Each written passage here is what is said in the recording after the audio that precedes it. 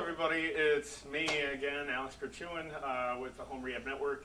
Today we're going to start off with some exercises, but remember that we're a part of HRN, of course. We're all about HRN, home pulmonary and cardiac rehabilitation, where you can do rehabilitation from your own home, of course. I'm your host, Grichuhin. So today we're going to start out with some exercises. The exercises that we're going to do, if you don't have any weights in front of you, you can use soup cans, water bottles, things like that like some of our patients like to use.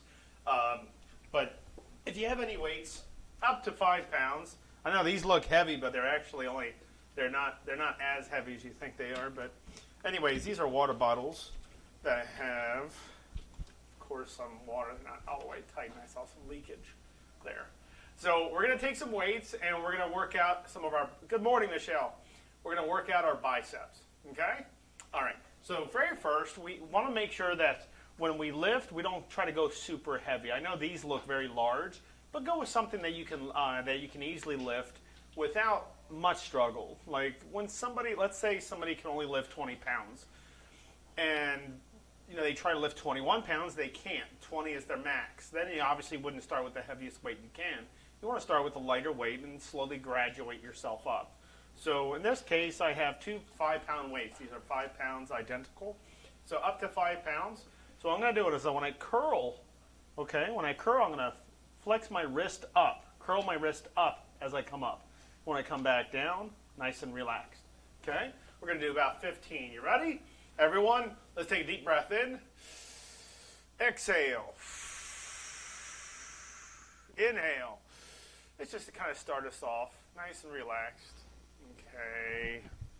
Very good. Let's go ahead and lift some weights. You guys ready? All right. If you're standing up, just make sure feet are shoulder width apart. If you're sitting down, perfect. We're going to go ahead and curl, both at the same time, and down. Now, some people might have a tendency of wanting to lift fast, like this. Don't lift quick, okay? You want to create plenty of muscle tension time. Don't be like those people that you see on the gym and they do things like this. That's ridiculous. Don't do anything like that. You want to do it the smart way, which is slowing down the repetitions. So meaning, instead of curling fast, I curl 1 1,000, 2 1,000, 3 until I'm all the way up. You can even take longer than that. Some people use 40-second muscle tension time. So muscle tension is how much tension, how long do I leave tension on a muscle during an exercise? In this case, curling. So if I do this, okay, and let's say that was like maybe a second versus this, 1 1,000, 2 1,000, 3, I would have to do 1, 2, 3 to equal one of those. Does that make sense? I want to create as much muscle tension time as possible. All right, here we go. Let's go ahead and curl. Now when we lift, how do we breathe? When you strain a muscle, you breathe out. When you relax a muscle, you breathe in. I'll do a couple as we're doing this, okay? So we can kind of get a hand of it. All right, so let's go ahead and fill up our lungs a little bit. Okay, exhale as you come up. Inhale as you come down. Up. Exhale as you come up. Inhale as you go down. Exhale as you come up.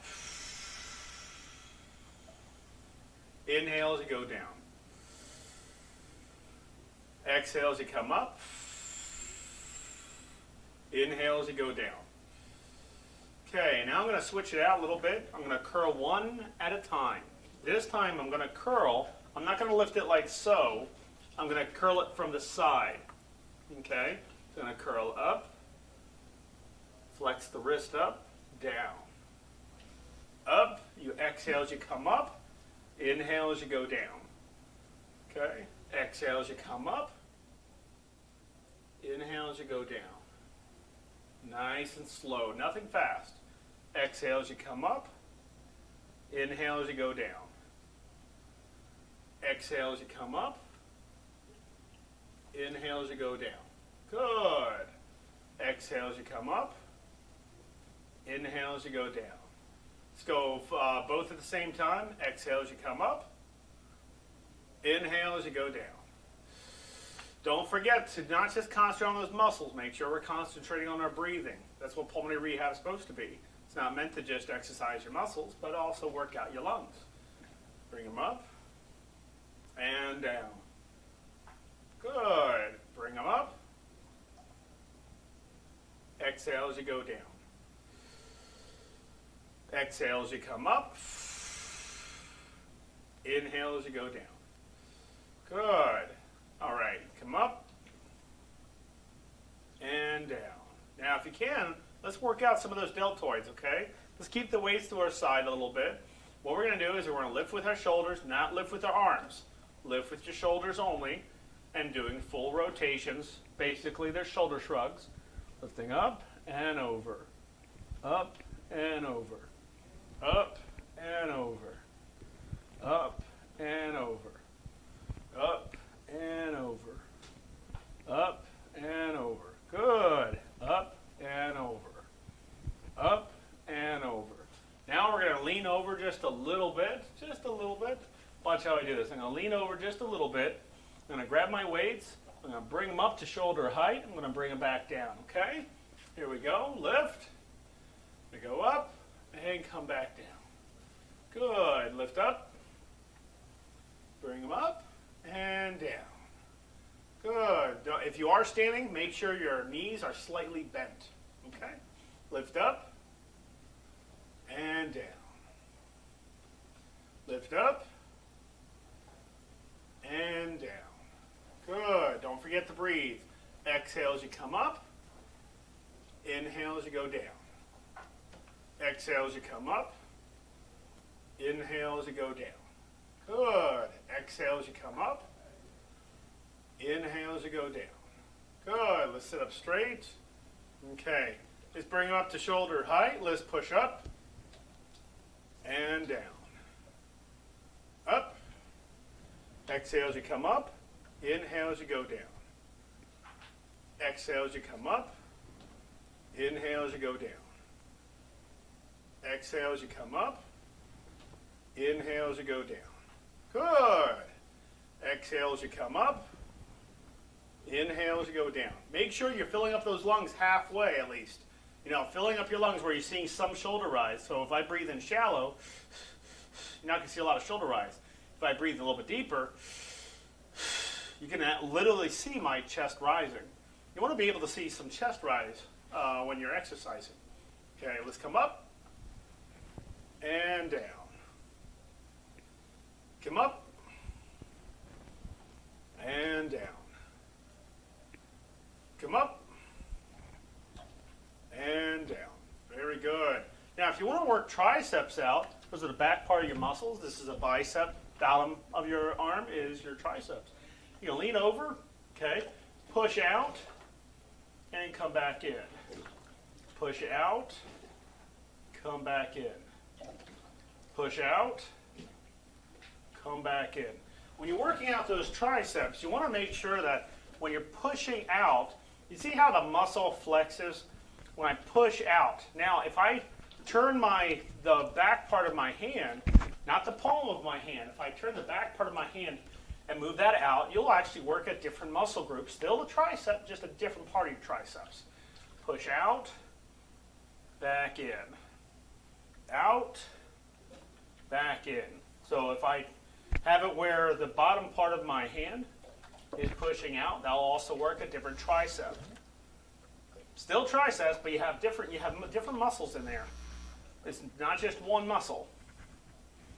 So give variety to those muscles. The exercise routines are usually 3 and 5s.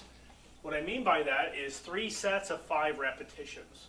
So working out biceps, deltoids, working out some of the back a little bit, okay? Nothing but good stuff, right? Always never neglect the shoulder shrugs, and if you can, when you're ready, take 2 weights, put them on your hip, come down just very nice and easily, and come up. So we don't have to do full squats. Remember, we don't have to go all the way down. We just have to go down a little bit and come back up. Okay? Down and up. Right? Good. Every exercise, we should always be doing some leg exercise. just because those legs, if they're very weak, might take a lot of stamina, a lot of endurance to utilize them to get them to work very well. So just make sure that you're not just breathing, but you're also giving what? Plenty of nutrients. We want to make sure we get plenty of nutrients to those muscles and to that body. Okay, you can't run a regular, you can run a regular car with gasoline, right? But let's say you have a Formula One car. It uses a different type of gasoline, different type of fuel. Okay, it's very synthetic. Look at yourself like a Formula One car. Okay, would you give a, I mean, would you expect to have high performance if you, let's say, drank a milkshake with 2 cheeseburgers? You wouldn't perform very well. You would probably be very fatigued very quickly. Okay, we know how to eat healthy, but we got to do it the right way, of course. What did you say, something, John? I said, why would I not perform well? That just makes sense to me. Right. So why we would not perform well is we're looking at calories, and I did this not the brightest way over the weekend.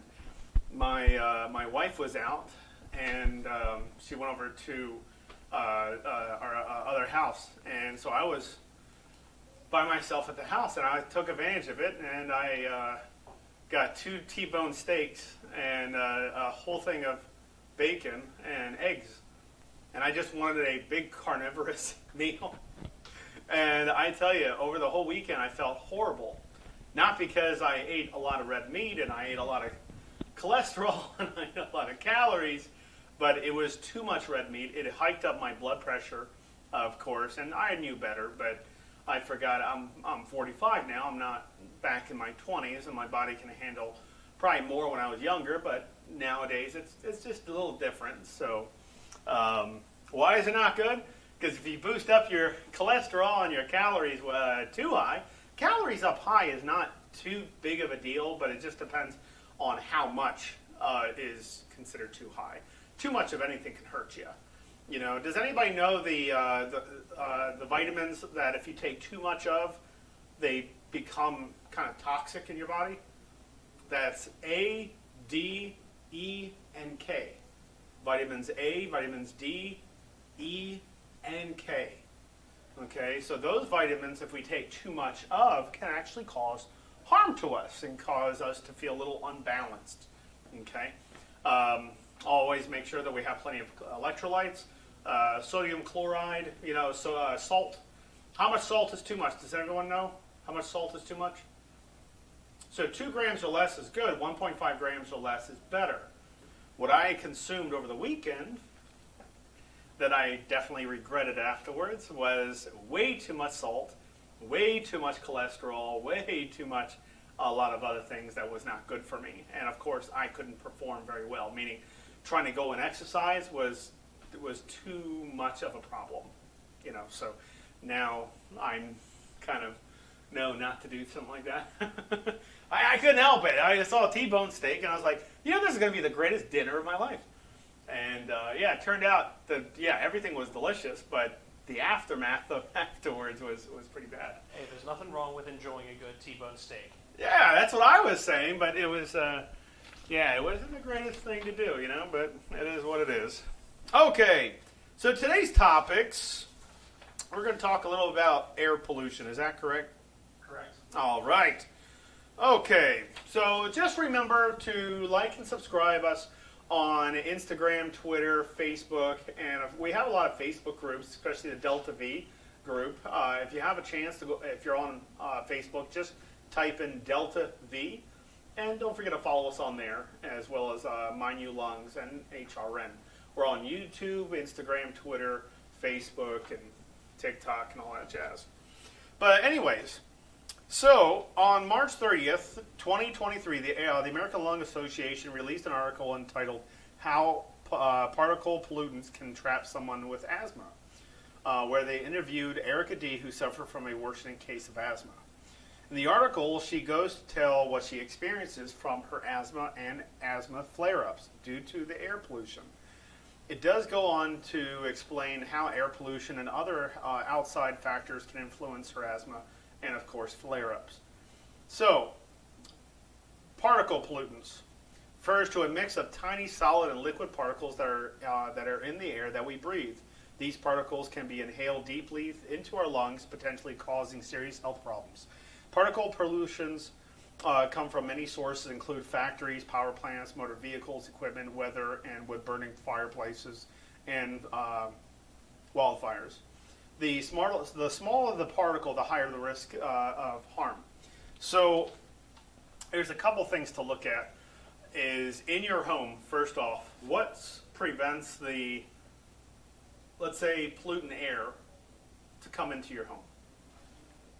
So we can look at windows and doors, right? Is there something else that can cause that? What about your air conditioner heater? Does it have a filter on it? Yes. So on those filters, if you have a filter that you can see through, like the meshing isn't very tightly packed, and you hold up the filter and you can see right through it, and those are good for larger particles. If you see the ones that are more solidified, it's very hard to see through it, and you look at to see what the air quality or how much particles it traps. And the higher the reference value, the more it takes away from the air.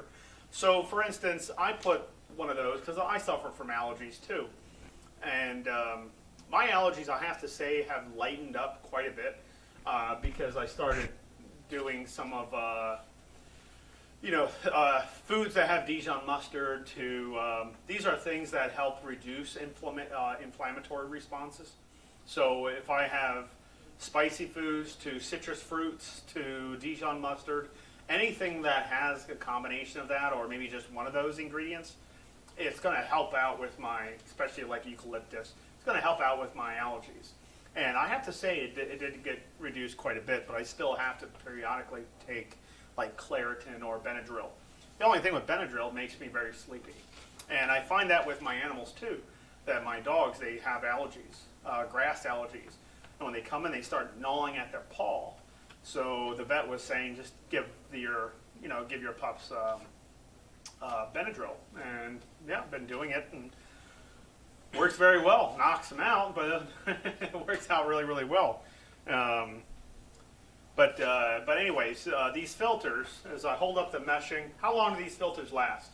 Sometimes 3 months, 1 month. It all depends on it's located on the border of the filter itself. How long it's, like, what's the recommended usage for according to the manufacturer?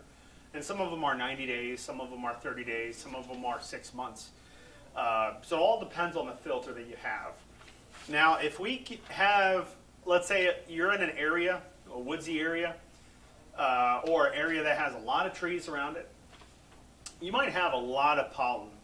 And that filter might get clogged up a lot sooner than 90 days if it expires in 90 days.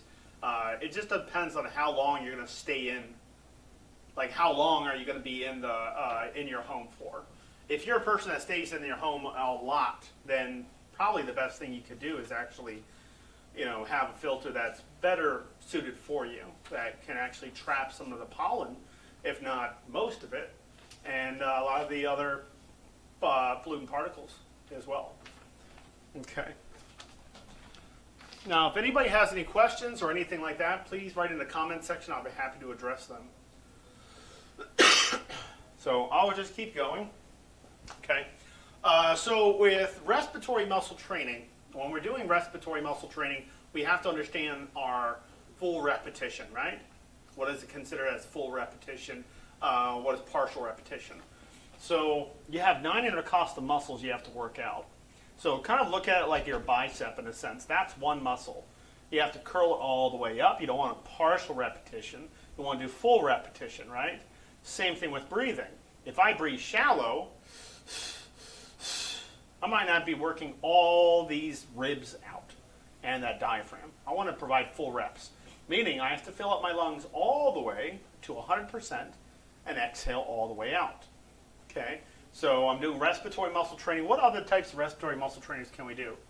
Can you be in water and do respiratory muscle training? Yes, of course. You can submerge yourself into water. Let's say I'm in water. Let's pretend I'm in water, I'm in a tub or something, or I'm in a pool, and I submerge myself, keeping the water level above my shoulders but lower than my chin. Take a deep breath in. What's happening? The water pressure is pushing on my thorax. So it's pushing equally surrounding my thorax. As long as the water level is above my shoulders, lower than my chin, I'm going to feel some resistance. Okay? 1 second. Hey, John, this right here. Yeah. Yeah, and there's 20 on actual face one. Oh, okay, okay.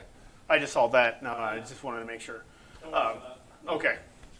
So when we look at respiratory muscle training, we have to understand how long are we supposed to work out for? Well, your goal is to increase the strength for those so those lungs can open up more. So your goal is to increase that strength. So how high are we supposed to get to? Like what's our cutoff? Is there a cutoff, or do we just keep doing it? There is a cutoff, and it has to be based off of a calculation, because the calculation is based off of your height. So we look at ideal body weight. Okay, and let's say currently, I'll put C as current, I'll put G as goal. Currently, let's say I'm at 1,000 milliliters.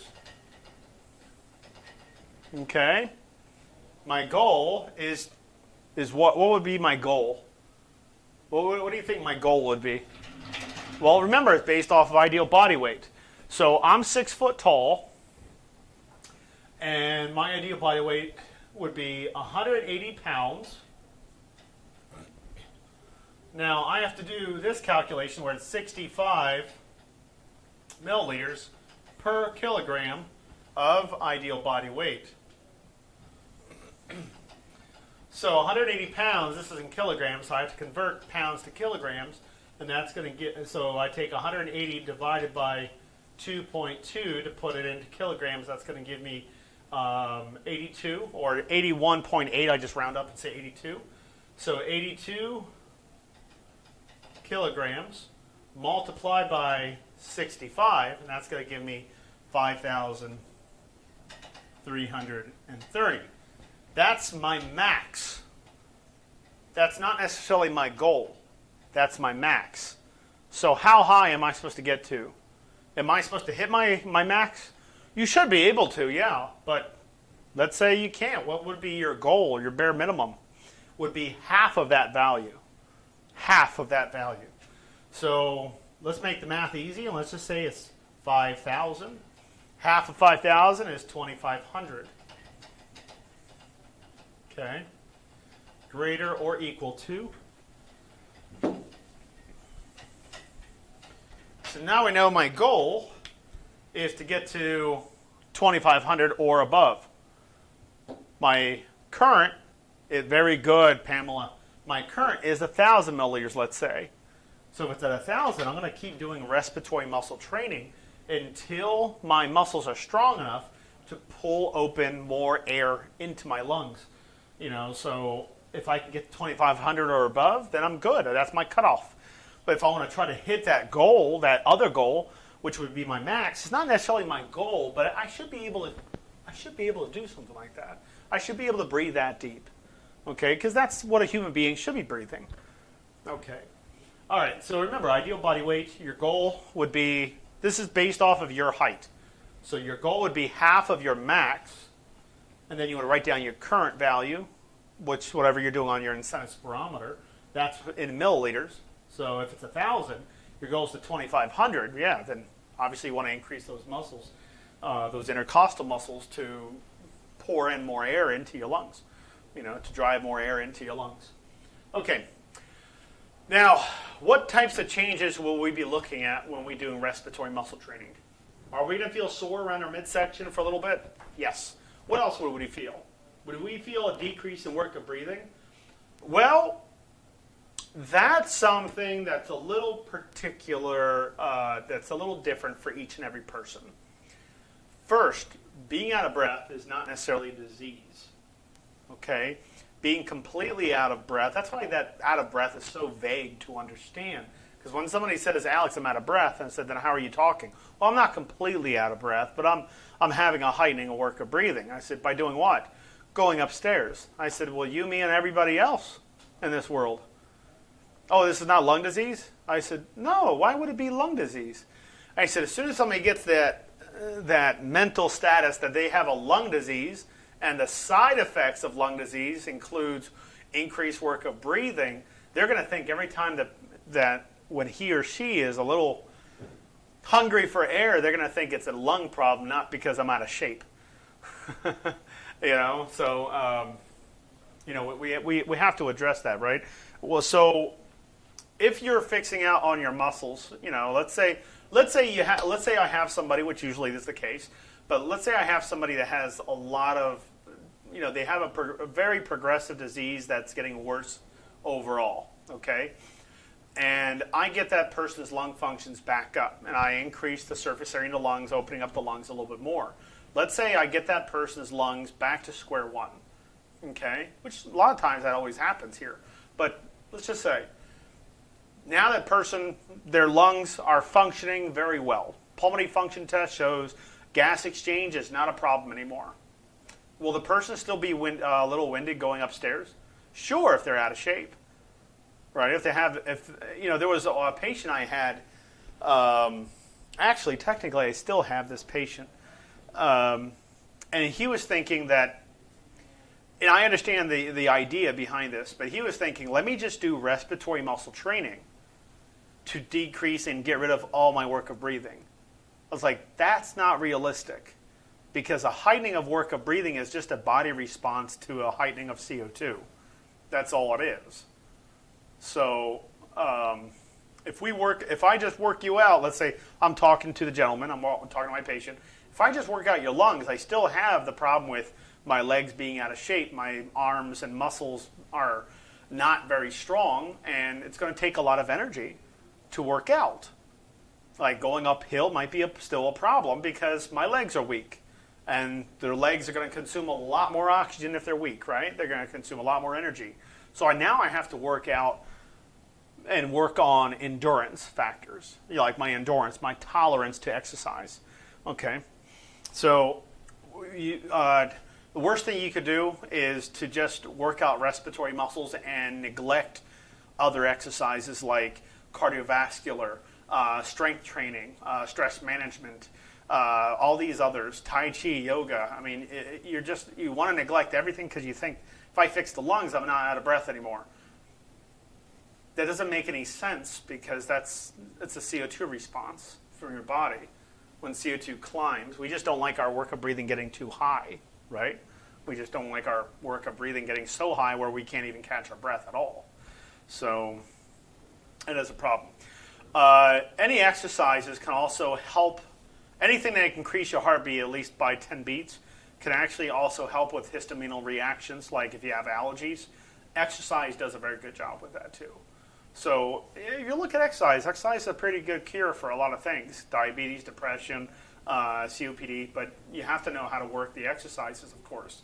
Because if you have somebody that have breathing problems, they're working out their legs only, they're not working out their lungs, their leg can be well in shape, but they still have a problem with oxygen not coming in as easy and CO2 not coming out as it should.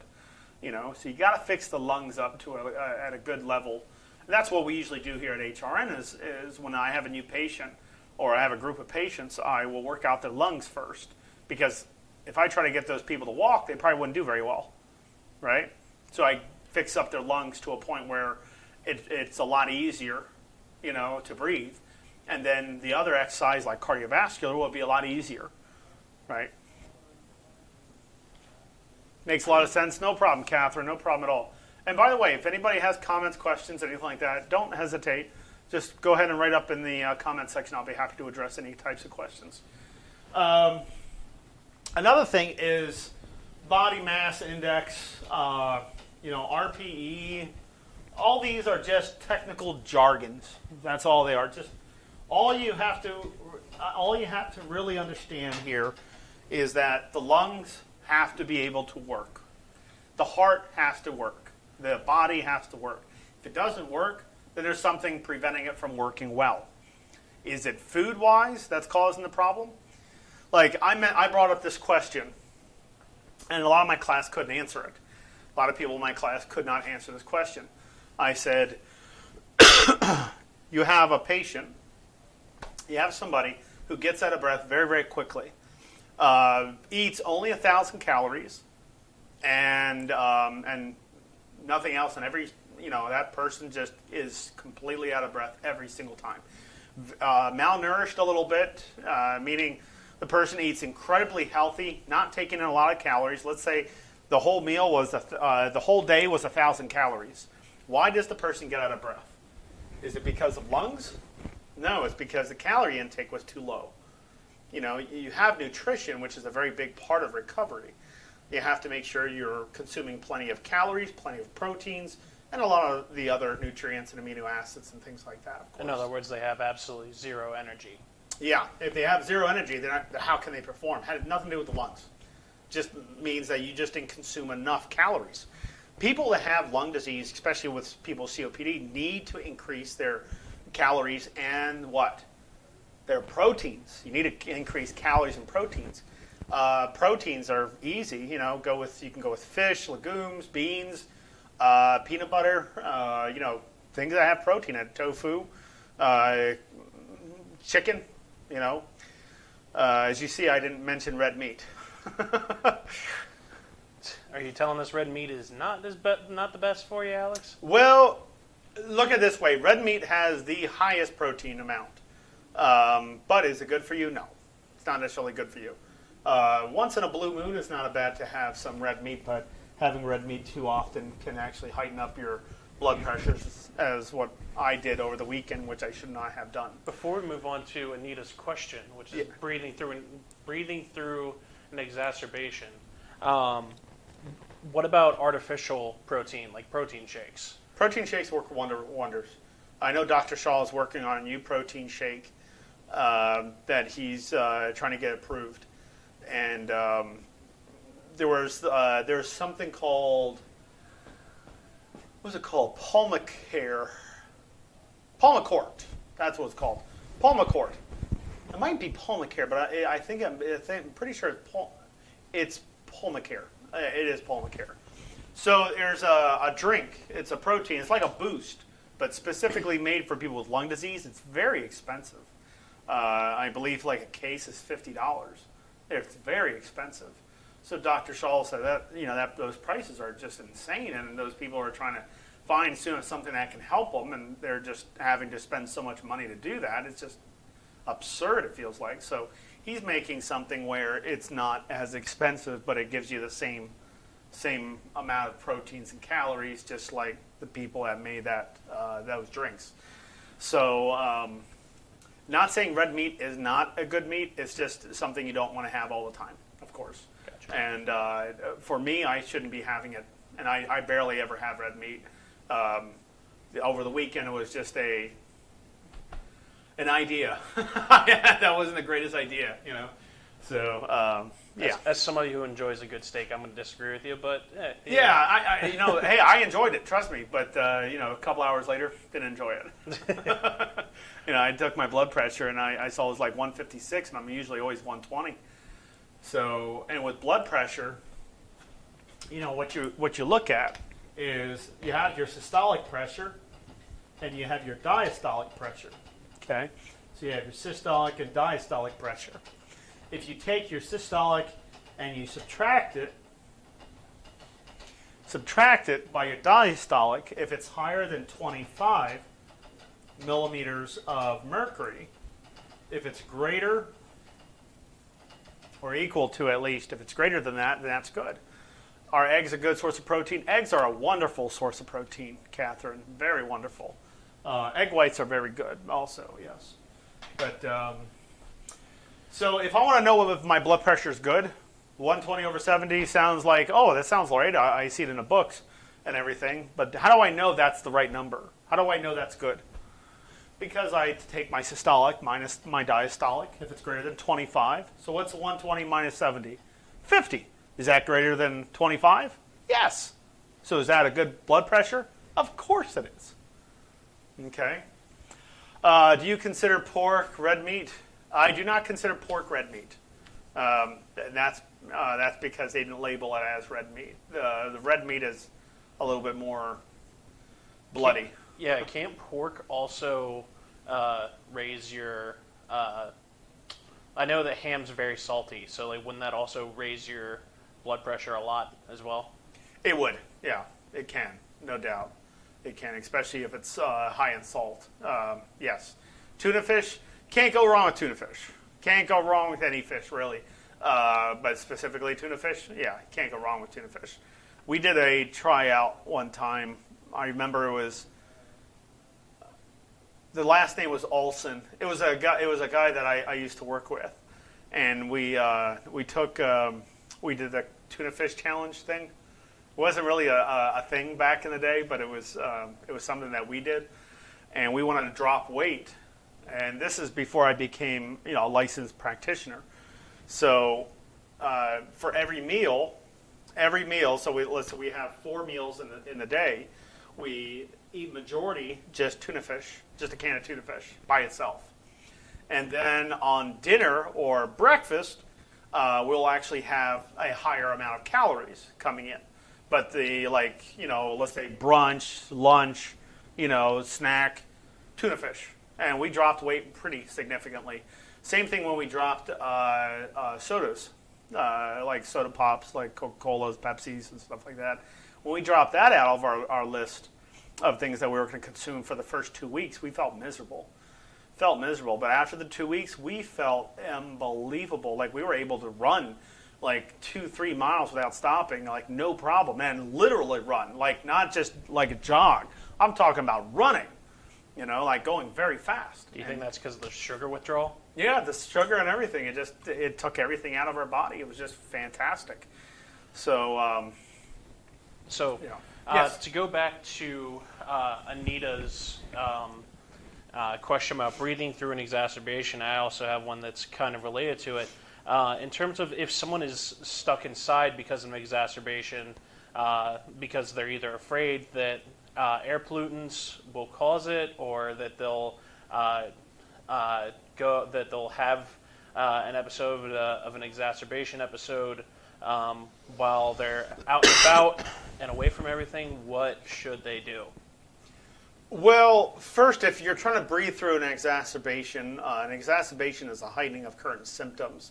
You should be on a certain medication to reduce those inflammation response. Usually it's prednisone. Usually it's something else too, and combined with it. But trying to get through an exacerbation without help is very difficult to do. In fact, I don't even think that we would ever suggest just leaving it alone. Your body's fighting very hard at that point. And a little bit of any reactions or a little bit of reaction could cause a significant drop in decline. I mean, in your incline, meaning that instead of getting better, you're going to start getting worse and worse and worse and worse and worse and worse. So, yeah. But if somebody is stuck inside, what would you recommend they do if they're stuck inside because they're afraid of the air pollutants causing an exacerbation, what should they do? If they're afraid of air pollutants causing an exacerbation, then definitely making sure that your filters, everything are changed. Windows are kind of shut, and inside the home is pretty fair. There's not a lot of dust. It's fairly clean. There's not a lot of dust going around, things like that. So that's usually that's the best you can do. There are other things like humidifying your home, and the reason why I say humidification is sometimes when you have those airborne particles, the humidity tends to latch onto those and make it heavier, meaning the particles will soon drop to the floor. So instead of being airborne, they'll be dropping. So that's a way to help reduce histaminal reactions as well as allergy symptoms. From pollen, pollutant particles, things like that. So those are the best things I could say. But, if you can't go outside because of that, then obviously you want to stay inside, still keeping up with some of your exercises and things like that. Gotcha. Anna said, isn't pork high in cholesterol? So remember, I'm not a dietitian, I'm a pulmonary care practitioner, but pork high in cholesterol, let me ask the dietitian how high the cholesterol is in pork, because I don't know the exact numbers, because I would have to find out what size would equate to how much cholesterol there would be. But I would rather give you a proper answer than, is it high? Depends on what would somebody suggest is high. Like, if I had a little bit of red meat, would that be okay? Sure. If I have a lot of red meat, like I just had a T-bone steak that was that thick, not kidding. It was that thick. It was like almost like 1.5 inches thick. Where'd you go to get that? Did you kill the cow yourself? No, I went to the butcher shop. My mother was like, "You gotta try this butcher shop." I said, "All right, I'll try it." And they had all the bacon and everything, and I was like, and it was just in PA, so I was like, "Why not? Just try it out and see if how it worked." I'll have to get that from that address. Yeah, I mean, I'm a big guy. I'm a big guy. I tend to eat a lot of protein. Because I want to keep my muscle mass high. But man, it did not help me at all. Did not help me at all. I was kind of foolish because I was not thinking smart. I was thinking, oh, let me just satisfy this hunger with my wife away and everything. Let me just do this instead. It was not the greatest idea. And Jeremy didn't talk you out of it? Jeremy wasn't there. Jeremy wasn't there. He was over at Ocean City. And I left Friday to go down Ocean City to meet him down there. Yeah, it was. So you had no good influences to no good influence. Don't just do it. Me in my head. Mary, good luck with your cataract surgery from today. And yeah, I mean, Mary Ludman, I would agree with that. The key is moderation. Always. Moderation is always very, very much so. Even, like I said before, too much of anything can hurt you. So, yeah, absolutely. Absolutely. What types of foods can help benefit us for lung health? How about, let's throw a couple out there. Let's throw a couple. Okay. How about pastas? Can that help? How about carbohydrates? Can that help? Yes, they can help, but having too much carbohydrates can do some harm, right? Because if I eat too many carbohydrates, that turns into what? CO2. What causes out of breath? CO2, not oxygen. Oxygen is not a good indicator for that respiratory drive. When your oxygen is low, it doesn't stimulate your work of breathing episode. It's when your CO2 is high that stimulates the work of breathing episode, where you're starting to feel hungry for air. That steak it was very delicious, but and my dogs loved it. But I loved it at first, but next couple days later, like it was Friday and Saturday, I felt miserable. I just felt miserable. I actually tried to go outside and run. Couldn't even do that. It was miserable. Let's rephrase that. You went outside and waddled. Yes, I wobbled. Exactly. That's pretty much what I was doing. It's like that. Also, other foods that can help us. How about with my water? How about if I add in mint leaves? Could that help? Yes, menthol is actually a bronchodilator that will help out. How about if I take some apple chips and put them in here and let it soak in there a little bit? Sure, that can help. Not for too long, or else it might ferment, right? But yeah, I mean, how about oatmeals? It makes you more conductive. Why? Because it has more iron in it. Meaning if your hands are very cold, your feet are very cold usually throughout the day, you have some oatmeal. And not just because of the heat of the oatmeal, but it's also the iron in the oatmeal makes you more conductive, meaning you'll stay warmer longer. You'll stay, warmer a lot longer. And yeah, that's always very fun. Very, very fun. Is there anywhere like that our viewers should look for? Was there anything they should look for specifically? So there is a couple resources. I'm pretty sure there's a lot more than just a couple, but there's good resources on the American Lung Association and the AARC. That's the American Association of Respiratory Care. If you go on there, that's where us clinicians go, and we do tests and things like that to kind of keep up with our education. New stuff comes out all the time. But if you go into the ARC.org, American Association of Respiratory Care.org.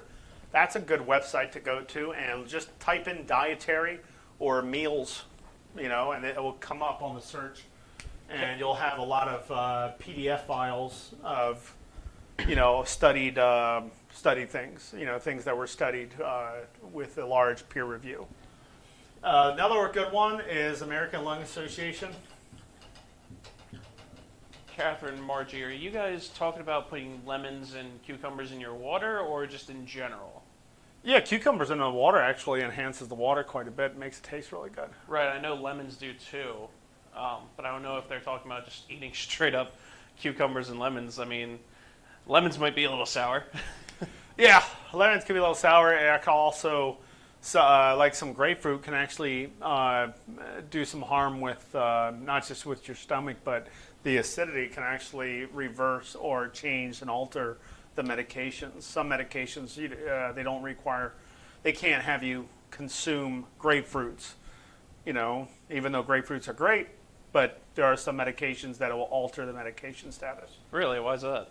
The proteins, it breaks down the proteins. Just like if I took acetic acid, which is simple white vinegar, or I take lemon juice, and it's an acid, and it'll dissolve, and some of the active ingredients in that pill that decreases that work of breathing or helps your heart will kill that, and it won't make it useful. It sounds funny because like when you digest that, it goes into your pancreas, which has a lot of acid, but in this case, it alters the chemical compound and it changes it. Sometimes on a pill, they have a coating around the pill that allows it to go through the stomach. And once it reaches the intestine, that's where the nutrients are absorbed. And the shell of the pill is dissolved, at that time. Was that plastic coating? Yeah, that plastic coating. It feels like plastic. Yeah, yeah. It gets dissolved. It's it just completely goes from solidified to liquid. So American Association of Respiratory Care and AmericanLungAssociation.org. There's a lot of other resources out there. Mind You Lungs has a lot of good information on there too. Can't mix cholesterol meds with acidic fruits, especially grapefruit. Yeah, that is true. Replying to Margie's Chambers water.